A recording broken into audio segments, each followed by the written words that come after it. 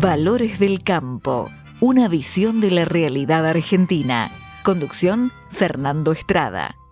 Con la tarjeta Procampo de Banco Provincia, disfruta de grandes beneficios. En los remates de Hacienda, en la compra de combustibles, agroquímicos, fertilizantes y muchos más. Adquirila con mínimos requisitos, a tasas especiales y con la mejor financiación. Banco Provincia, el banco de las y los bonaerenses. En OMINT cumplimos 55 años, en los que siempre fuimos renovando nuestros servicios, porque para cuidar tu salud no podemos quedarnos en el tiempo. OMINT, experiencia para lo que sigue. Superintendencia de Servicios de Salud, órgano de control de las empresas de medicina prepaga, www.sssalud.gov.ar, 0800-222-72583, Registro Nacional de Entidades de Medicina Prepaga número 1336. Kroll, baja el colesterol. Aceite de canola Kroll reduce el colesterol. Kroll, el aceite ecológico. Activa tu carrera, lidera tu futuro. En Universidad FASTA, elegí entre más de 30 carreras online diseñadas con innovación y trayectoria académica. Inscribite hoy y accede a importantes beneficios en la matrícula. Ingresa en www.ufasta.edu.ar/distancia. Universidad FASTA, conectando con tu futuro. ¿Cómo están, queridos amigos de Valores del Campo? Hay un tema que está presente en cada consideración que puede decirse sociológica que se hace del país nuestro actual, y es la existencia de los conurbanos que no tienen ya exactamente el valor, el significado de cuando se acuñó la expresión a mediados del siglo XX, que se trataba de expansiones de una gran ciudad en sus alrededores, pero que podía ser de acuerdo a un plan o a una lógica espontánea.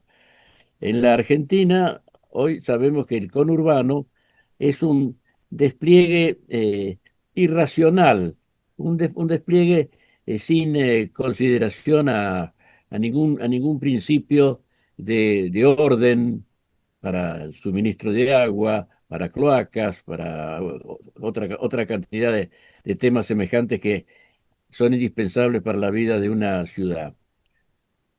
¿Y cómo se han formado estos conglomerados a los cuales hay que referirse necesariamente en un análisis de la Argentina de hoy, porque tienen un peso sustancial en las relaciones sociales? ¿Cómo se han formado? En algunos casos ha sido por decadencia social de las ciudades.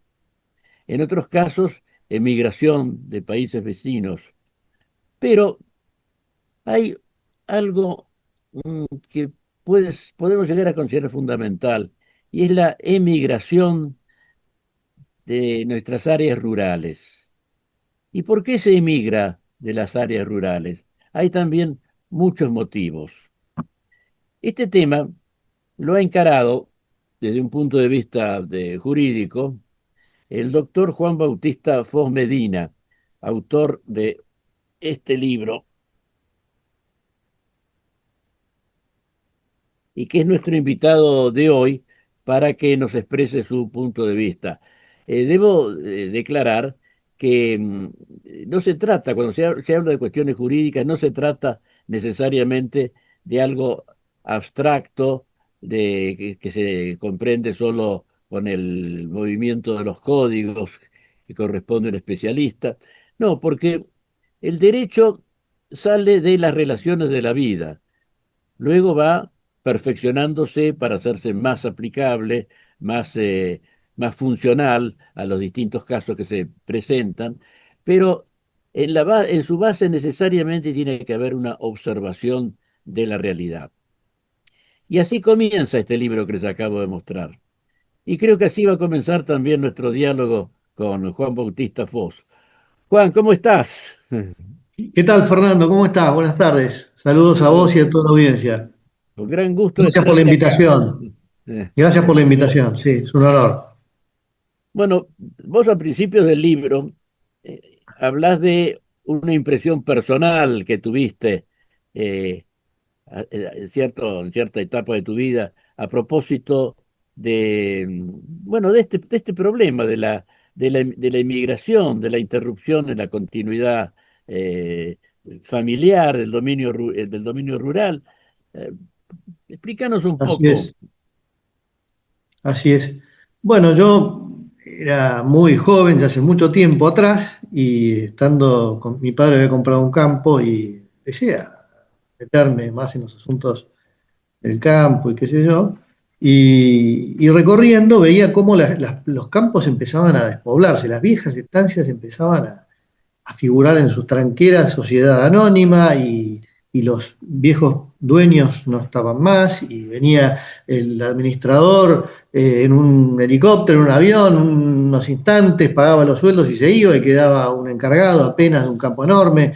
Toda aquella sociedad, toda aquella comunidad que implicaban las viejas estancias, o los campos grandes, o los campos medianos, también chicos también, toda esa comunidad terminaba, digamos, deshecha con un asalariado, supongamos así, digamos así, un asalariado, que no le faltaban ganas también de irse también para la ciudad, ¿cierto? De manera se veía, por lo menos esto que vi fue a fin de la década del 80, del siglo XX, se veía claramente una desertificación, una deserción de campo, más que desertificación, que es otra Ajá. cosa, una deserción en el campo que hoy es mucho más patente, hoy es mucho más grave. La tendencia se ha aumentado, ¿no es cierto? Hay campos, sobre todo, bueno, sí, sobre todo los campos en donde hay agricultura que no se ve el hombre, realmente, porque la máquina de algún modo lo ha suplantado. Y en los campos que dedicados más bien a la ganadería, perdón, también se está viendo cómo los encargados a veces viven en el campo y atienden el campo, van al campo, no es que viven en el campo. Entonces, a veces uno va a los campos de la provincia, por ejemplo, de Buenos Aires, grandes, donde hay campos grandes, y es como ir a una reserva ecológica, porque como no hay máquinas, tampoco está prácticamente el hombre, entonces se ven animales de todo tipo, pájaros de todo tipo, todo tipo de mamíferos. Verdaderamente es para hacer un safari, es para ir a hacer un safari ecológico, un safari para salir a cazar, aunque hoy sea políticamente incorrecto. Pero verdaderamente todo está como virgen de vuelta. Así que sí, la verdad que la situación que se vive incluso en el campo, para aquellos que quieren tener vida en el campo, es muy difícil. Hay que irse a vivir, hay que ser ya un patriota, hay que ser un héroe más o menos para ir a vivir al campo, aún con internet y todo. Sí, es decir, la tecnología que ha permitido un desarrollo de la producción agraria fenomenal, todavía no da las comodidades de instalarse a vivir en el campo, en la No, casa aislada.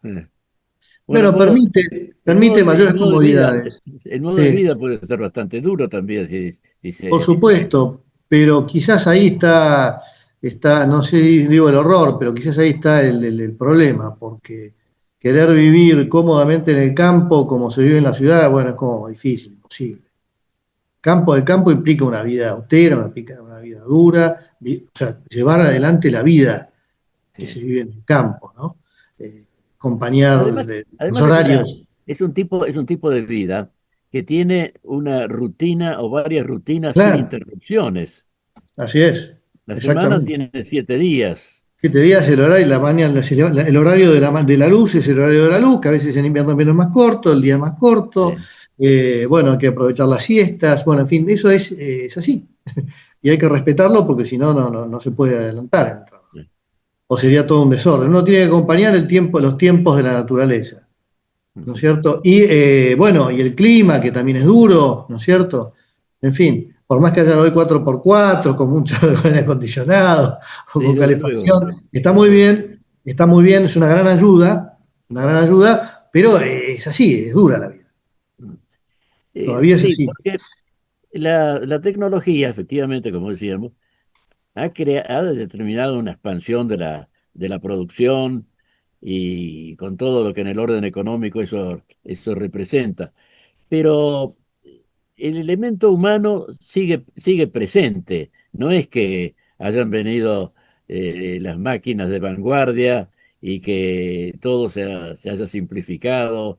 No, el trabajo en el campo para aprovechar la tecnología, además, implica un carácter especial, implica motivaciones especiales.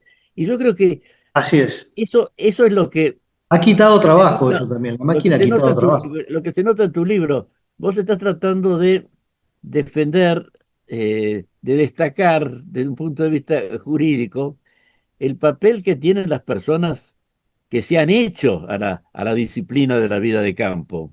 Así es, efectivamente. Defender un poco el modo de vida de campesino, rural, como quieras llamarlo, ¿no? Sí, claramente es una manera de vivir que es una picardía, es una pérdida que se desvanezca. Porque, por otro lado, creo que es muy importante destacar el valor del arraigo. No es porque sí.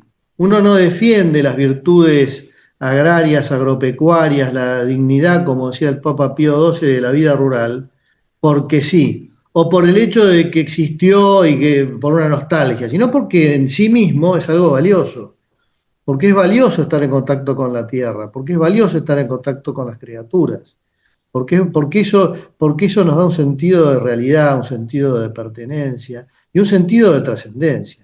El arraigo es en definitiva es ese echar raíces en un lugar de forma permanente, pero es un valor fundamental.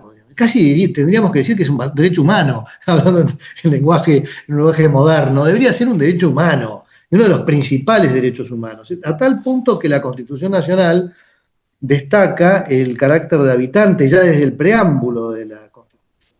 Habla de los habitantes, ¿eh? Y todos aquellos que quieren habitar nuestro suelo, el suelo argentino, dice, incluso en el artículo 14 bis, que se consagró a través de la reforma de 1957 de la Constitución originaria de 1853, habla del acceso a una vivienda digna y de la defensa del bien de familia, con lo cual no estamos hablando de cosas así muy antiguas, estamos hablando de algo que es letra de nuestra ley fundamental, ¿no? Entonces, es muy importante destacar ese lugar que debemos tener en el mundo, ¿no es cierto? Ese lugar, ese refugio que tiene que tener el hombre, ese hábitat que es mejor en un sentido si está rodeado de la naturaleza, de la tierra, del campo, porque no, eso no es para despreciar la vida urbana, pero sí es para destacar las virtudes, con esto quiero destacar las virtudes de la vida agrícola. Es verdad que yo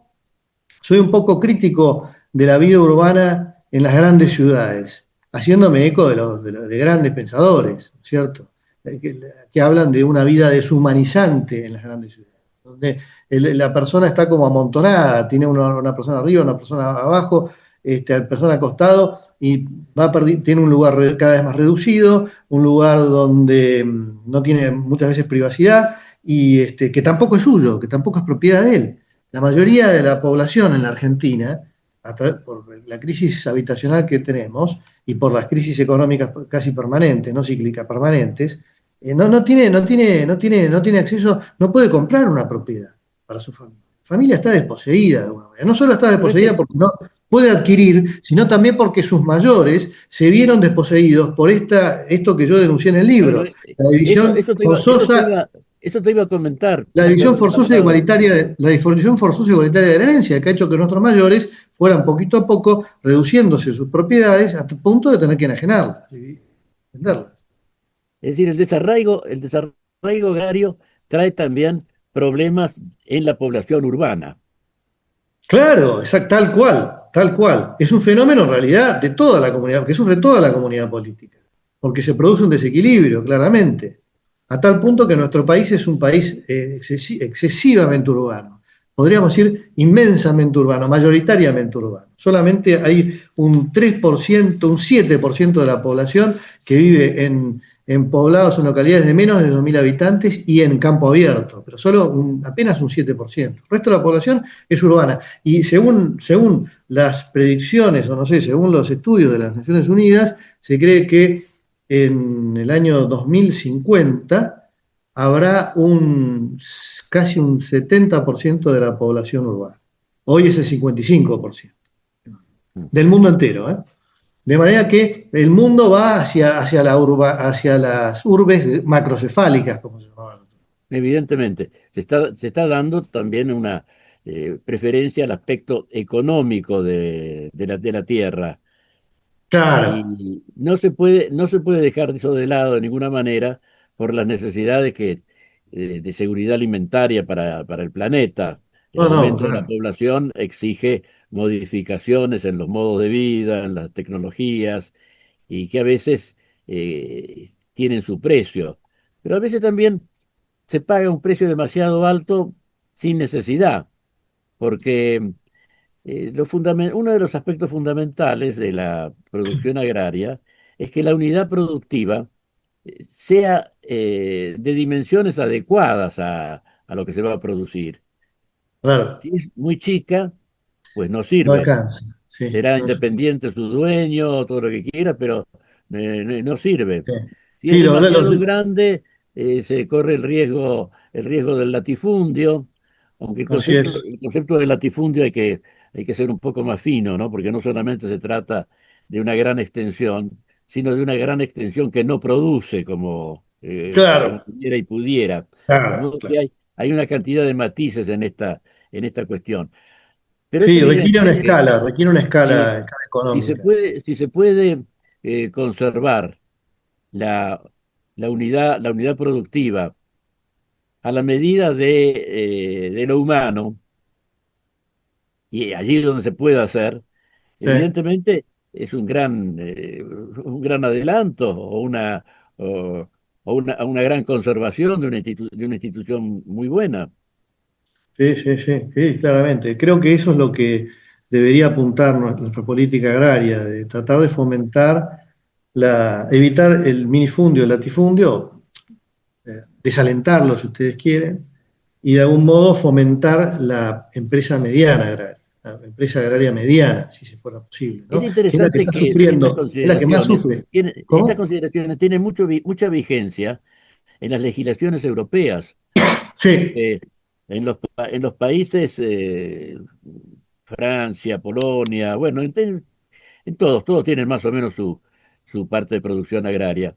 Eh, es un tema de política sustancial, ah, conservar el arraigo de la población campesina sí, y protegerla, aunque sea con subsidios. No se espera así es. solamente una cuestión rentable de su presencia. Claro, No, no, no, no. Lo que pasa es que se sabe que tiene un valor sí. intrínseco su arraigo en el campo. Así es, exactamente es así. Bueno, en Europa se ve esto muchísimo. En Europa se mantienen instituciones antiguas de siglos, quizás ahora a través de con otro formato, como se dice ahora, a través de un régimen jurídico un poco más adaptable a los criterios más modernos, pero con todo, en sustancia se mantiene la idea de que continúe la propiedad agropecuaria familiar en la familia, y eso se logra en general a través de un solo heredero. Por eso, en los países europeos se habla del heredero privilegiado, el heredero preferido, y hay distintos regímenes. Hay regímenes en donde se le da libertad al testador, al dueño de la propiedad, para que decida a quién suceda dentro de la familia, y si no, o a veces no se le da esa posibilidad, y lo decide la ley, a través de un orden legal. Que, por ejemplo, es curioso, pero por ejemplo en Noruega hay un régimen, el de la propiedad alodial, que la ley establece que primero en el orden del estatuto estatutario debe ser el hijo mayor. Parece increíble, parece que estuviéramos en presencia del mayorazgo medieval, pero bueno, esto está previsto hoy en el derecho noruego de ¿Y cómo es 1974. esa legislación?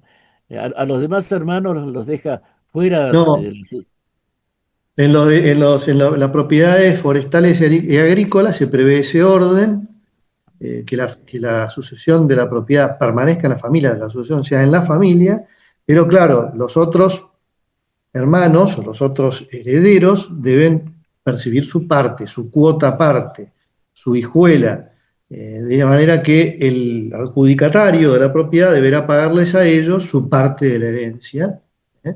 su parte de la herencia. Sí, se tiene que pagar, se le tiene que pagar en todo el derecho europeo también se prevé bueno, que sí, que la legítima, por así llamarlo, la legítima, la parte de la herencia que le corresponde a los que no fueron adjudicatarios, los que no fueron de algún modo favorecidos, se les debe pagar en un plazos X. A veces son cortos, a veces son largos, pero sí se les debe pagar su parte. Pero bueno, a veces es difícil con el producido de la propiedad en poco tiempo pagar, desinteresar a los herederos no adjudicatarios de la propiedad agropecuaria, ¿no? Familiar. Pero bueno, está previsto así en la legislación durante siglos. ¿Y qué resultado tiene ese sistema? Bueno, el resultado yo no lo he estudiado a fondo, qué resultado ha tenido desde el punto de vista de la producción, desde el punto de vista económico, pero sí está visto que si se sigue utilizando es por el bien común. Es decir, de hecho, bueno, las propiedades... el resultado puede medirse a través de la permanencia de la institución. Es precisamente lo que estaba por decir, exactamente, Fernando. Se juzga porque las propiedades continúan siendo familiares. Ajá. No solo las propiedades agropecuarias, sino también las propiedades urbanas. Por ejemplo, hay un montón, muchísima, la mayoría de las propiedades urbanas o semiurbanas en Europa se han mantenido hasta hoy intactas precisamente por instituciones como la primogenitura, mayorazgo, la indivisión, los vínculos, etcétera, que han pervivido a pesar de las supresiones y eliminaciones que han habido a principios del siglo XIX. Sí, es tal cual así. Pero dentro de la concepción europea que conservan estas instituciones, se trata de resguardar a la familia rural y sus tradiciones y sus costumbres. Y la manera es conservar su lugar, además de conservar su fuente de ingresos, ¿no? Sí.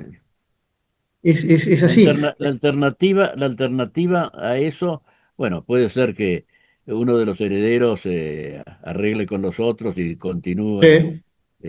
Eso suele suceder en el campo argentino. Bastante frecuente. Pero esto lo permite la legislación europea y también la legislación española. España también. Uno puede incluso, por el Código Civil español, causante, el dueño de sus bienes, puede elegir a un heredero de todos sus bienes, no solamente de la propiedad agraria familiar, y a ese heredero, digamos, dejarle el encargo, la condición de que le pague a los demás su cuota parte, la parte de la herencia. Pero eso brota de actos voluntarios de los herederos. No hay un encuadre legal. Ajá. No, sí, está previsto expresamente en el artículo 1056 y 841 del Código Civil Español. Sí. Tanto que el testador deje a un heredero su explotación agropecuaria, comercial, industrial, o todos sus bienes. Sí. Y esto debe venir claramente del derecho foral, que el Código Civil Español lo recoge, ¿no? A partir del fin del siglo XIX. En cuanto a la Argentina, muchas veces se ha dicho que la reforma agraria ya se hizo. Sí. La reforma por el Código Civil de Vélez Sarsfield. Así es. Sí, ahora... ¿Y en qué manera, no? ¿De qué manera? Porque desde que desde 1900... el código de Vélez Sarsfield en 1871, sí. la división de las propiedades no llegó a ser demasiado extenuante, me parece, ¿no? Porque originalmente en esa época las extensiones eran más grandes y la unidad de producción, al disminuirse, iba acompañada por adelanto de la tecnología. Es decir, que la producción podía mantenerse en áreas más chicas porque las nuevas tecnologías iban permitiéndolo. Eso Así tanto es. en la ganadería como en la agricultura. Pero ¿vos crees Así que es. podemos haber llegado a un punto en que las cosas ya son distintas? Yo creo que sí. Ajá. Uno ve, además, entre familias que uno puede conocer y las antiguas estancias van quedando prácticamente muy reducidas, queda el casco y un poquito más, algunos potreros, algunos campitos, algunos que quedan estancias han sabido asociarse por ahí en sociedades comerciales, sociedades anónimas, y mantienen todavía una explotación familiar, pero cada vez más, con una familia cada vez más grande, que eso también va trayendo también de algún modo algunas dificultades y una desvinculación con la tierra. Cuando ya la generación se hace hermanos y de primos y suman los primos, bueno, ya se corre el riesgo de que se despersonalice, se desfamiliarice la propiedad familiar de algún modo, para usar un término que estamos usando. Sí, la verdad que creo que estamos en un punto en donde ya creo que no queda muchos más campos o estancias familiares. Creo que los campos grandes están terminando en poder de los grandes capitales, de capitales que no son precisamente. Sabemos que las grandes empresas son empresas familiares, pero esas empresas familiares, que son la mayoría de las empresas del mundo, de todas maneras, no le dan el trato familiar a un campo. Le dan el trato de una mercadería, de una cosa que hay que sacarle toda la plata posible, pero no van a vivir allí, se trata de una cosa. Entonces, sí, creo que las familias, las antiguas familias terratenientes o campesinas están abandonando, están dejando el campo, están quedando sin los campos familiares, y esto está recogiendo esos campos, los pequeños y los ex campos grandes, en estos grandes capitales, que son los que se están enriqueciendo con eso, ¿no? Claro. Esa es mi opinión. ¿A vos te resulta difícil la idea de un pueblero que va a hacerse cargo de algunos de esos campos que han quedado fuera de la tradición de arraigo familiar, y que Bueno, sea un hombre de campo como corresponde? hay gente de los pueblos que son grandes empresarios. Son buenos empresarios, quiero decir, muy buenos empresarios, y que van comprando campos, así pedazos de campo, a veces muy, muy aislados, difíciles de administrar, a veces por esa distancia que tienen entre sí, pero que sin embargo lo hacen y lo llevan adelante. No sé cuál será el espíritu. Lo que pasa es que también hablar de una propiedad agraria familiar implica hablar de la familia, y la familia también es cada vez más chica y está cada vez más desintegrada. Es decir, bueno, nada, son un montón de cosas que van de la mano, ¿cierto? La familia cada vez es más chica en número y Sí. está cada vez más desintegrada, ¿cierto? Por las costumbres, por la legislación, que digamos no la protege, etcétera, ¿no? No protege la familia estable, no protege el matrimonio, etcétera. Así que en definitiva creo que es difícil encontrarlo, pero si hablamos desde el punto de vista económico, sí, claro que hay pools de siembra, sí, hay sociedades, por supuesto que sí, pero no ven el campo sino con ojos de dinero, no con ojos, la piensan en dinero, no quizás, no quiero generalizar, pero en general, teniendo en cuenta la tendencia de la familia y la tendencia de la atomización de la propiedad rural, sí, pareciera ser ese panorama. El campo entonces se va poquito a poco despoblando y se va viendo como una mercadería a explotar. Sí. Por grandes capitales en general. Sí, claro. Y no cae, Capitalistas. no cae en el estado de erial, de abandono, porque se aplica un criterio mercantil y técnico. Claro. Aunque hay propietarios que piensan si no abandonarla con los impuestos que existen de todo tipo, ¿no es cierto? Con impuestos que son excesivos, ¿sí? El campo muchas veces, sobre todo cuando son pequeños, no son rentables. Claro. No dejan ganancias Esas suficientes. son otras causales que Otras se dan causales, sí. para. Sí. Sí. Pero bueno, eso es otra causa que desalienta a quedarse en el campo, sí, claro. El peso impositivo, Es impositivo. todas sus variantes, es en algunos casos insoportable. O sea, de acuerdo a lo que venimos diciendo, el campo exige un gran esfuerzo para explotarlo. Debería tener incentivos, no tener estos gravámenes que lo hacen insoportable a veces. ¿Cierto? Digo, ¿no? Creo que ese es el clamor de la gente del campo. Y tus propuestas contenidas Sí. en este libro y ampliadas fuera de él, Sí. ¿cuáles son? Bueno, yo teniendo en cuenta la atomización rural producida por la división forzosa e igualitaria de la herencia, no es el único factor, pero es el factor que yo he estudiado más en profundidad, teniendo en cuenta esta desagralización y esta atomización, pulverización predial, producto de la legislación vigente, la legislación sucesoria, yo propongo dos institutos básicamente. O sea, hay que ser justo y decir que el Código Civil y Comercial de 2015, en materia sucesoria, está un poquito más arriba, está un poquito mejor que lo que fue el Código Civil de Vélez Sarsfield. Porque el Código Civil de Vélez Sarsfield quitó a unos institutos que venían del derecho antiguo, del derecho viejo, que tenía más de 300 años de vigencia, y dejó la división, las porciones hereditarias iguales que como estaban antes. Lo que pasa es que las porciones hereditarias del viejo derecho tenían como atenuantes, había maneras de flexibilizarla o de permitir que se concentrara de alguna manera esas porciones. ¿De qué manera? Y a través de los vínculos, los mayorazgos, las capellanías, pero sobre todo a través de la mejora. La mejora del tercio. La mejora del tercio, uno podía mejorar en una tercera parte de una tercera parte de la herencia a uno de sus hijos. De manera que el hijo, además de los demás hijos, no quedaban sin su parte.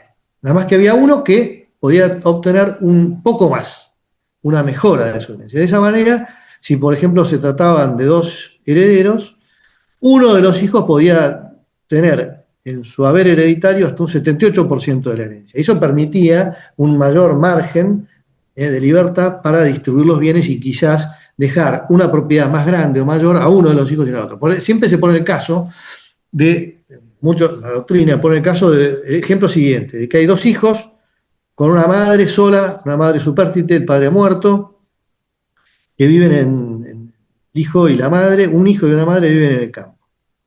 Un campo que tiene sus gastos que afrontar y que los afronta este hijo que vive con la madre. Que se encarga además de la madre y de su salud, de su vejez, que la cuida en su vejez, que cuida su salud, que gasta en su salud, y que se gasta en cuidar la propiedad y en sufragar sus gastos.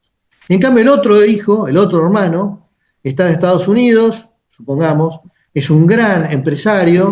Es el hijo pródigo. El hijo pródigo, es el CEO, como se dice ahora, no le interesa volver a la Argentina, la propiedad de esta familia es una propiedad chiquita. Bueno, dividir la propiedad esa en partes iguales significaría la ruina para el hijo menor, o para el hijo, perdón, que está cargado de la madre, y un poco para la familia, significaría que no quedara nada de esas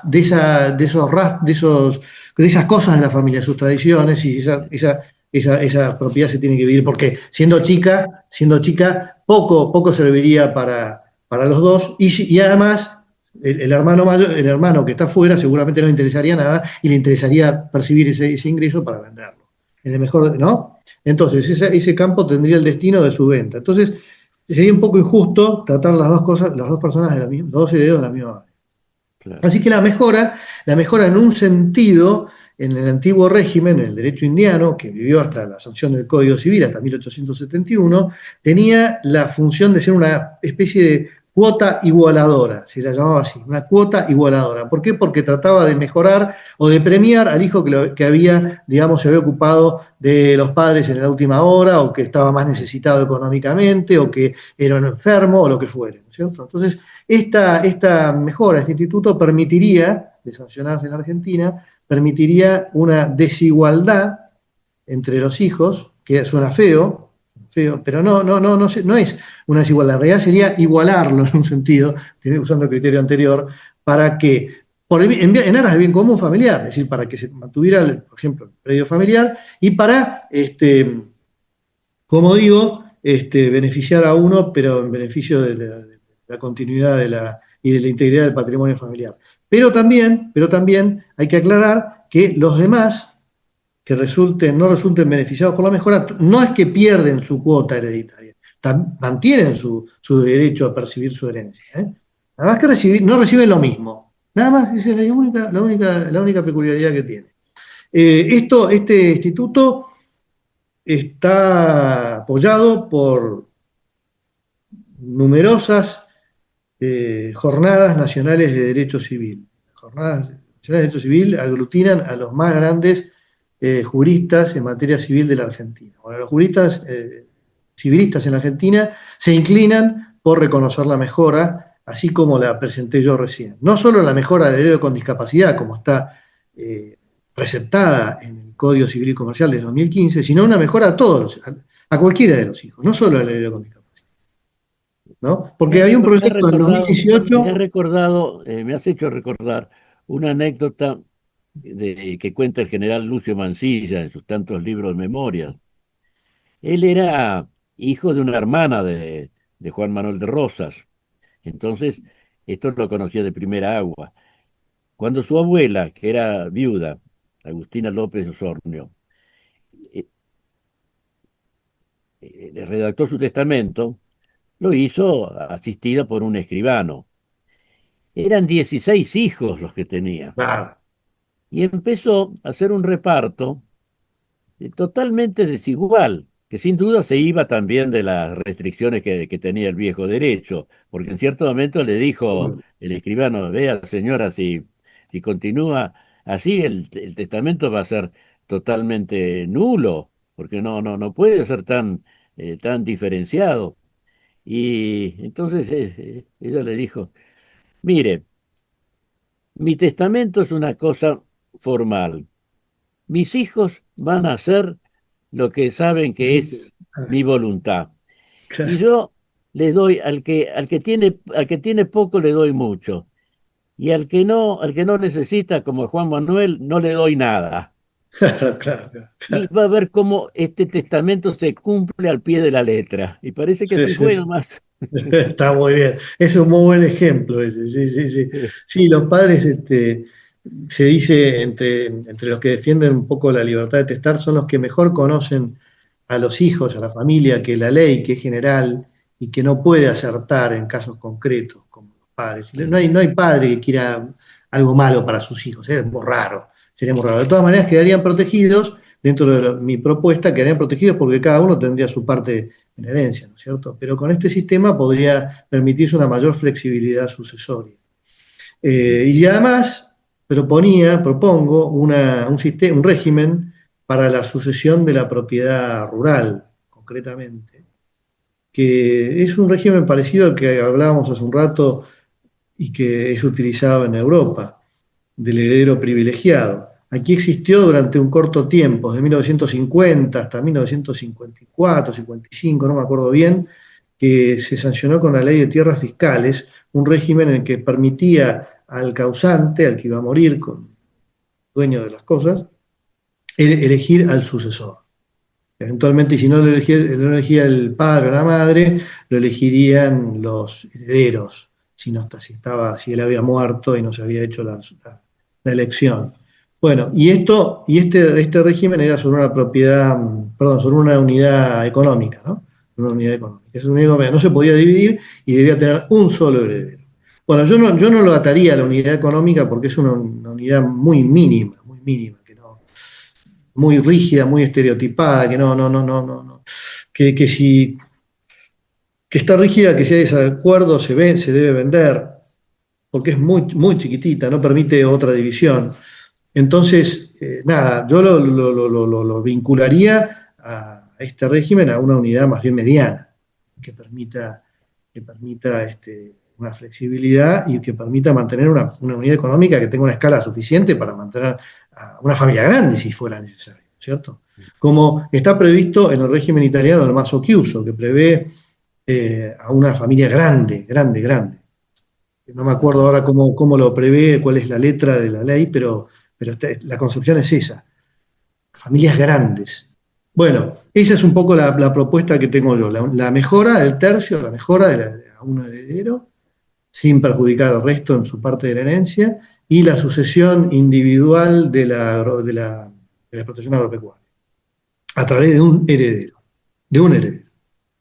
Porque se dice que la comunidad trae sus desventajas, ¿no? La comunidad familiar, que trae sus desavenencias, toda comunidad en general es difícil a veces, ¿no? bueno, por la Hace un convivencia. rato hablabas de la perspectiva que tiene, favorable que tienen respecto a este tema muchos jurisconsultos en la Argentina. Pero ¿qué Sí, posibilidades le ves, bueno, en vistas de las circunstancias? Porque, por ejemplo, la conversión del Código Civil en el Código Civil y Comercial que rige ahora llevó mucho tiempo. Las reformas, cada reforma al Código Civil también ha tenido a veces décadas. Me acuerdo sí, que hubo una que figuraba en los libros de derecho, la de Bibiloni, que sí. pasaban las décadas. Esa El era el proyecto de Vilón en proyecto, 1936. y al final no se hizo nunca. Se habrán tomado parte de su contenido, pero Y nunca se era llegó a crítico, ejecutar. Bibiloni era crítico de la pulverización de la propiedad Claro. y ¿Qué de la división posibilidad hay igualitaria.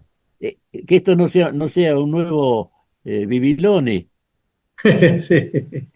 Bueno, eso depende ya de una decisión política que nos excede. Estará en la comunidad primero de derecho, jurídica y después de la agraria, agropecuaria, de presionar ante las autoridades, de peticionar y que efectivamente se realice esto en corto plazo. Pero bueno, veo, y sí, hay un clamor detrás, Bueno, a eso me refiero principalmente. hay una Volviendo al conciencia, creo principio, yo. el Se derecho va, sale de la vida, sale de las inquietudes de la Debiera salir, aunque últimamente parece que la comunidad, el poder político modelara a través de la ley la comunidad, la sociedad, pero en realidad debiera ser al revés, debería surgir de las bases, no desde la autoridad, no solamente desde la efectivamente. cabeza, sino que ser un reconocimiento quizás de nuestras costumbres, como existían en el antiguo derecho, que tenía la costumbre, la principal fuente del derecho. ¿Y qué significaba eso? Que la costumbre fuera la principal fuente de derecho, que las costumbres populares, que las costumbres de la sociedad eran las que tenían la fuerza jurídica. No era, que venían, como digo, de las bases, no desde arriba. Es decir, eso es importantísimo, porque hoy se habla mucho del pueblo y de gobernar representar al pueblo, pero al fin y al cabo vemos cómo esa representación muchas veces queda en nada, ¿eh? Es efímera, es fantasiosa o es una mera ficción. Si reconociéramos las costumbres populares, las buenas costumbres populares, eso sería una mejor manera de gobernar de manera popular, claramente. Pero Sí, bueno, sí, en antiguo derecho, como bien lo decís, Vélez, era, Vélez tronchó, eliminó esos protectores. fundamental, porque si bien estaba sujeto a decisiones del rey o de la autoridad política que fuere, para que se ejerciera esta autoridad debía darse una circunstancia muy especial. Había que justificar la alteración de la costumbre. Claro. Sí, sí, sí, sí. Bueno, la costumbre tenía que ser repetida, tener una conciencia de que se estaba haciendo, que tenía se hacía un acto que nos daba, que tenía, del que se tenía una conciencia que obligaba jurídicamente. En fin, era una costumbre inveterada muchas veces, inmemorial, muchas veces una costumbre de generaciones, y eso tenía un respeto en sí mismo, por el hecho de que las generaciones lo habían de algún modo, le habían dado casi, el paso de las generaciones un casi carácter sagrado. De manera que eso no... Inveterada consuetudo, lo decía en el Sí, latín. bueno, entonces eso es, o sea, que viniera de golpe Vélez Sarsfield y de un plumazo prohibiera las costumbres, porque prácticamente las prohibió, era un acto totalitario, era un acto tiránico, despótico, suprimir las costumbres, porque era decirle al pueblo, no, ustedes no saben nada, ustedes y nuestros mayores no supieron nada de nada, nosotros somos los que sabemos, nosotros vamos a decir qué es el derecho. No, nuestros mayores, el pueblo, nada de eso. Nos llenamos la boca con el pueblo, pero del pueblo no queremos saber nada. En definitiva es una suerte de despotismo ilustrado, no del siglo XVIII sino del siglo XIX. Bueno, Sí, de algún modo sí. justamente ese concepto de despotismo ilustrado, y que hoy en día mm, no se habla prácticamente de esto, consistía en lo que decías, querer transformar la sociedad desde el Estado. Ahora, Ah, curiosamente, el más antiguo liberalismo fue el que estableció esta concepción político-jurídica. Y que hoy en día parece que el liberalismo fuera todo lo contrario de eso. Claro, Se ha vaciado el contenido de la palabra en realidad a lo largo del tiempo. así es.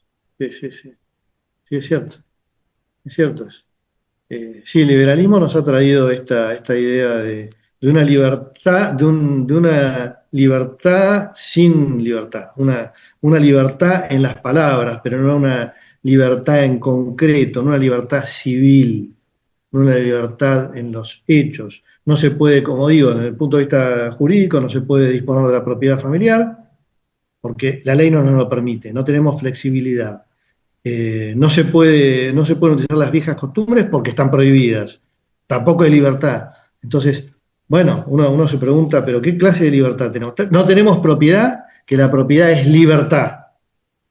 Es decir, en aras de una propiedad, como se habló en la época de Vélez, que debía circular para que no se estancara, por eso se criticaban a los mayorazgos, a las vinculaciones, etcétera, tenía que dársele la movilidad de las cosas muebles. Acá está a la vista, tenemos a la vista los efectos, las consecuencias de esa política, que convirtió a la propiedad rural en una cosa en polvo, en una cosa mueble, una cosa fungible, que desposeyó a la familia. Entonces, le quitó la propiedad a la familia y le quitó, por ende, la libertad. Es decir, le quitó la libertad, porque la propiedad es libertad. De hecho, hoy vivimos una sociedad nómade directamente, porque la mayoría de la población no tiene propiedad. Entonces, debe alquilar, y alquila de aquí, de allá, salta de un lugar. Tenemos los asentamientos en los lugares del conurbano que vos te referías al principio del programa. Eso revela claramente que el hombre necesita estar en un lugar, necesita su lugar, su cosa. Y bueno, toman las tierras fiscales, pero eso es una demostración más de que se necesita el arraigo. Y bueno, sin esa propiedad no somos libres nosotros, porque no tenemos esa estabilidad que requiere el ser humano, para pensar. Por eso las viejas civilizaciones, todas las civilizaciones han sido sedentarias, no nómades. Nuestros pueblos indígenas del centro sur de nuestro país eran nómades, por eso no tenían una gran cultura, pero de los de Aguitas para arriba eran todos sedentarios y por eso tenían su escritura, bueno, en fin, sus estudios, etc. Lo cierto es que necesitamos la propiedad porque es sinónimo de libertad. Sinónimo de libertad para nosotros, para tener nuestro ámbito, nuestro hábitat, para que la familia se desarrolle, porque allí es donde se educan las virtudes ciudadanas, en primer lugar, y segundo, porque es el lugar donde cobramos, donde aprendemos el sentido de la realidad, el sentido de las cosas, el buen sentido de las cosas, para no perder la cordura. Claro, la estabilidad es fundamental en el ser humano.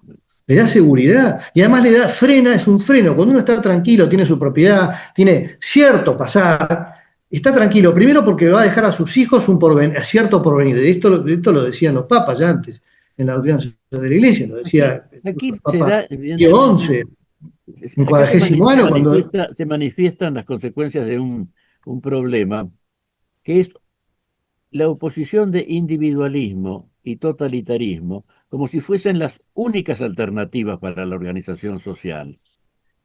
Y en el orden de la propiedad, por ejemplo, desde los ámbitos, pongamos, socialistas, populistas, hay un gran ataque, pero en realidad ese ataque se refiere a la gran propiedad, a la superpropiedad capitalista, a Jeff Bezos casándose en Venecia, en ese despliegue. Así es.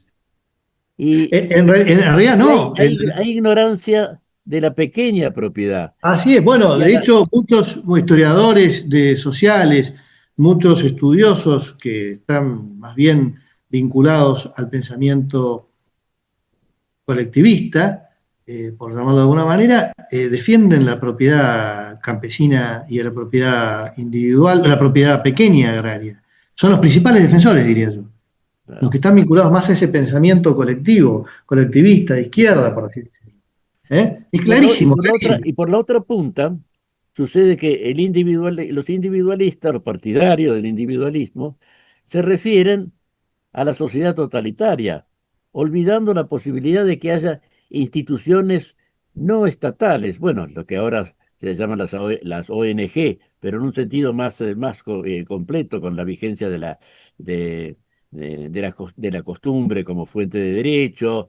En fin, hay una cantidad de modos de vida, instituciones, que son ignorados tanto por lo que podamos llamar extrema izquierda como extrema derecha, aunque son conceptos muy equívocos estos dos, pero para entendernos de momento. Sí, es así, efectivamente. La iniciativa, el error es que la iniciativa parta del Estado. La iniciativa debe partir de la base, de la comunidad. Eso es lo que desde hace 150 años por lo menos nos han privado. Nos han privado de cierta libertad. Debería generarse un ámbito tal en la Argentina que permita que la persona pueda desplegar sus cualidades, sus potencialidades con mucha más libertad. Y que estas iniciativas, ahora que hablamos en materia agropecuaria, surjan más bien de la comunidad, de la sociedad, que del Estado. Que el Estado que lo quiere resolverlo todo. No, por ejemplo, en España hace años existían comunidades agropecuarias importantísimas y sumamente pujantes, que ahora han dejado de existir precisamente por la migración a las ciudades y un montón de cosas, ¿no? Pero eso es una cosa que había que rescatar, volver al asociativismo rural también, ¿no? Habría que recuperar eso. Y habría que recuperar también una familia más sólida, pero para eso se requiere libertad. Ya esto era pedido a voces por Lepler en Francia, en la primera mitad del siglo XIX. Decía, la familia necesita libertad. Y es así, tal cual. Necesita mucho más libertad. La libertad civil, de la que también hablaba Vallet de Goytisolo, la libertad civil, que se ve tan claramente en los fueros del norte de España, es un derecho foral, un derecho casi medieval, que todavía pervive en el norte, en las regiones, en las provincias del norte, como Aragón, Cataluña, Galicia, la Comunidad Vasca, etcétera, ¿no? Bueno, esas libertades todavía se mantienen, aunque se va perdiendo el sentido de vida rural en el norte, pero el derecho está. Claro, corre riesgo de que quede en letra muerta, porque poco a poco, como vemos, como dijimos en el principio, hay una tendencia hacia la urbanidad, no hacia la ruralidad, ¿no? En el mundo, en todo el mundo. Pero bueno, hay que tratar de recuperar eso, porque el desarraigo es deshumanizante. Nos quita ese derecho de pertenencia que tiene que tener el ser humano para amar a su patria, para amar sus tradiciones, amar su entorno, porque es natural que sea así, que el arraigo nos da el sentido de amar nuestra patria chica primero, ¿no? Nuestra gente, la que está cerca de nosotros, no solo nuestra cosa, no solo la cosa a la que nosotros le transmitimos nuestra personalidad, no solo a la cosa y a la casa a la que nosotros hemos domesticado, sino también a la sociedad que nos circunda. Primero al municipio, que es el que está más cercano, y después a la patria chica, y después a nuestra patria, a nuestros cosanguíneos, como decía Santo Tomás de Aquino. Pero claro, para eso hay que recuperar ese sentido, ese vínculo con la cosa para no masificarnos, ese vínculo con la naturaleza, porque, bueno, había una película, la habrás visto, la película esa famosa en el cine, que fue Lo que el viento se llevó, con Clark Gable, Vivian Leigh, Olivia de Havilland, ya en la década de 40, pero creo que fue la primera película a color, de Cinemascope o Cinecolor, no sé cómo se llamaba la empresa, pero ahí se ve claramente cómo la actriz principal, el personaje principal, que está casi en la época, si no me equivoco, de secesión, ahí en Estados Unidos, en el sur de Estados Unidos, en medio de su crisis personal, de la crisis social, de la crisis del país, se agarra la tierra y toma la tierra en medio de la guerra, agarra un terrón de tierra y dice, no volveré a tener hambre nunca más. Y entonces habla de Tara, que es la estancia, el campo, la finca que era de su familia. Dice, no volveré a tener hambre, y vuelve y recupera y vuelve a mantener esa propiedad que estaba en jaque, ¿no es cierto? Como algo que era, de una manera, mantener vivo su modo de vida. Su modo de vida, el modo de vida que habían vivido hasta ese momento, ¿cierto? No solamente era la tierra, era mucho más que eso. Pero claro, además Tara es el nombre del establecimiento, de la estancia. Sí, Pero en gaélico, y hay que ver que los protagonistas eran irlandeses, el padre de ella era irlandés, en gaélico significa precisamente tierra. ya, está bien. Está muy bien ese punto, no lo sabía. Está Bueno, bien. Juan, te agradezco mucho esta Bueno, participación que ha sido tan enriquecedora. bueno, me alegro, espero que haya sido así. Muchísimas gracias por la invitación. Hemos traído una cantidad de temas que están medio Sí, olvidados, pero que es necesario ponerlos sobre el candelero. así es, y Bueno, lo que queda por decir. muchas Bueno, gracias una vez más. adiós, gracias Fernando, ¿eh? Hoy hemos hablado con el doctor Juan Bautista Foz Medina y nosotros volveremos a encontrarnos en en nuestra próxima edición de Valores del Campo, aquí como siempre. Hasta entonces. Con la tarjeta Procampo de Banco Provincia, disfruta de grandes beneficios. En los remates de Hacienda, en la compra de combustibles, agroquímicos, fertilizantes y muchos más. Adquirila con mínimos requisitos, a tasas especiales y con la mejor financiación. Banco Provincia, el banco de las y los bonaerenses. En OMINT cumplimos 55 años, en los que siempre fuimos renovando nuestros servicios, porque para cuidar tu salud no podemos quedarnos en el tiempo. OMINT, experiencia para lo que sigue. Superintendencia de Servicios de Salud, órgano de control de las empresas de medicina prepaga, www.sssalud.gov.ar, 0800-227-2583, Registro Nacional de Entidades de Medicina Prepaga número 1336. Kroll, baja el colesterol. Aceite de canola Kroll reduce el colesterol. Kroll, el aceite ecológico. Activa tu carrera. Lidera tu futuro. En Universidad FASTA, elegí entre más de 30 carreras online diseñadas con innovación y trayectoria académica. Inscribite hoy y accede a importantes beneficios en la matrícula. Ingresa en www.ufasta.edu.ar/distancia. Universidad FASTA, conectando con tu futuro.